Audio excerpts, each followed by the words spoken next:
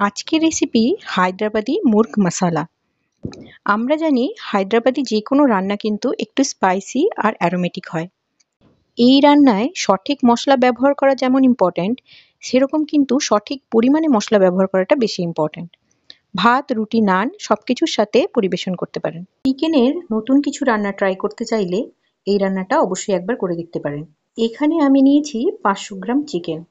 প্রথমে চিকেনটাকে ম্যারিনেট করে রাখতে হবে। তার জন্য নিয়েছি হাফ কাপ পরিমাণ দই, দিয়েছি 1/4 টিস্পুন হলুদ গুঁড়ো, 1/4 টিস্পুন কাশ্মীরি লঙ্কার গুঁড়ো, 1/4 টিস্পুন ধনে গুঁড়ো আর হাফ টিস্পুন এখানে দিয়েছি নুন। তারপর 2 টিস্পুন এখানে দিয়েছি অয়েল।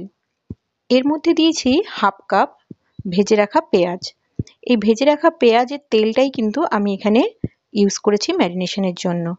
এরপর সবকিছু একসাথে ভালো করে মেখে এটাকে আধ ঘন্টার জন্য আমি কিন্তু রেস্টে রেখে দেবো। প্রথমেই বলেছি রান্নাটা একটু স্পাইসি হবে, তার জন্য একটা স্পেশাল মশলা তৈরি করে নিতে হবে। তার জন্য নেব 1 টেবিল স্পুন ধনে, হাফ টেবিল স্পুন জিরে, 1 টুকরো দারচিনি, 1/4 টিস্পুন গোলমরিচ, 1/4 টিস্পুন মৌরি, 3টে শুকনো লঙ্কা, 4 থেকে 5টা কাজু। সমস্ত মশলাগুলোকে ড্রাই রোস্ট করে নেব।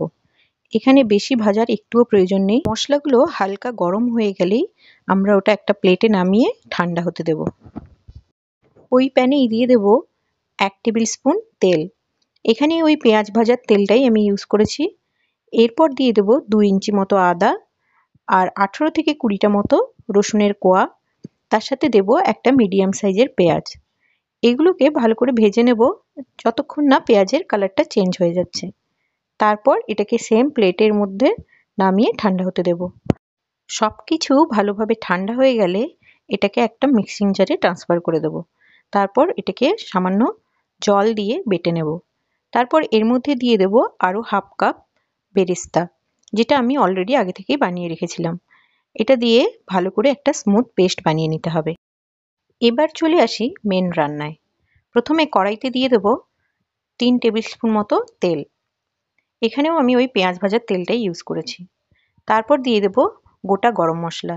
এখানে আমি নিয়েছি একটা স্টার ফুল, একটা বড় এলাচ, 1 টুকরো জায়ত্রী আর 1 টুকরো জায়ফল। দিয়েছি 1 টিস্পুন লঙ্কার গুঁড়ো আর 1/4 টিস্পুন হলুদ গুঁড়ো। তারপর বেটে রাখা মশলাটা দিয়ে ভালো করে মিশিয়ে নিয়েছি। এর মধ্যে দিয়ে দিয়েছি ম্যারিনেট করা মাংস।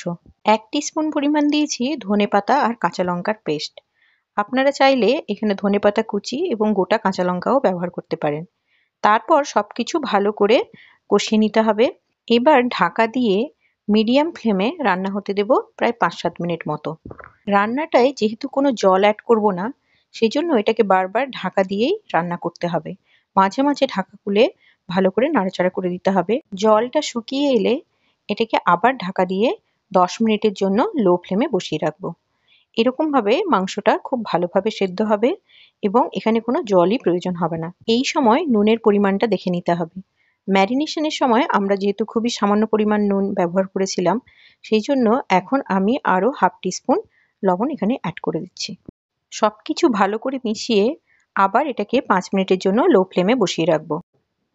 ঢাকা খুলে মাংসটা সেদ্ধ হয়েছে কিনা একবার একটু চেক করে নেব। দেখতেই পাচ্ছেন এখানে কালারটা কতটা সুন্দর এসছে। এবার গ্যাসের ফ্লেমটা অফ করে এটাকে ঢাকা দিয়ে 2 মিনিট মতো এমনি রেখে দেব। এখন পরিবেশন করার জন্য একদম রেডি আমাদের হায়দ্রাবাদি মুর্গ মশালা। দারুণ স্বাদের এই রেসিপিটি অবশ্যই বাড়িতে একবার বানিয়ে খাবেন আর আমাকে কমেন্টে লিখে জানাবেন কেমন লাগলো।